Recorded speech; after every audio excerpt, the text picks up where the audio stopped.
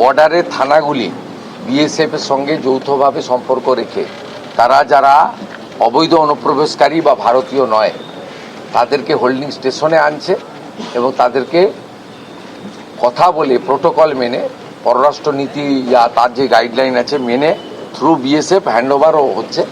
আমি যেটা সরকারে আসার পরে করতে পেরেছি, আগের সরকারের সঙ্গে সিপিএম বা তৃণমূলের সরকারের সঙ্গে যেটা তফাৎ সেটা হচ্ছে আগের সরকার এই বাংলাদেশি অবৈধ অনুপ্রবেশকারী মানে যারা সিএ এর আওতায় পড়ছেন না তাদেরকে ধরে জেলে পাঠাতেন এবং তারা আমাদের ভাত খেতেন, আমাদের কাপড় পরতেন, আমাদের ওষুধ নিতেন। আমি এসে সেটাকে তুলে দিয়েছি, আমরা তুলছি, হোল্ডিং স্টেশনে রাখছি 1 দিন 2 দিন 3 দিন, তারপরে আমরা সরাসরি ডিপোর্ট করছি। এবং মূলত ভোটার লিস্টে ডিটেক্ট আর ডিলিট যারা হয়ে গেছে, এবারে তৃতীয় যে অংশটা বাকি আছে ডিপোর্ট, সেই কাজটা চলছে। এই কাজটা খুব দ্রুতর সঙ্গে চলছে, দুটো কাজ একসঙ্গে চলছে, ডিপোর্টের কাজও চলছে আর বর্ডারে বিএসএফকে ল্যান্ড হ্যান্ডওভারের কাজ চলছে।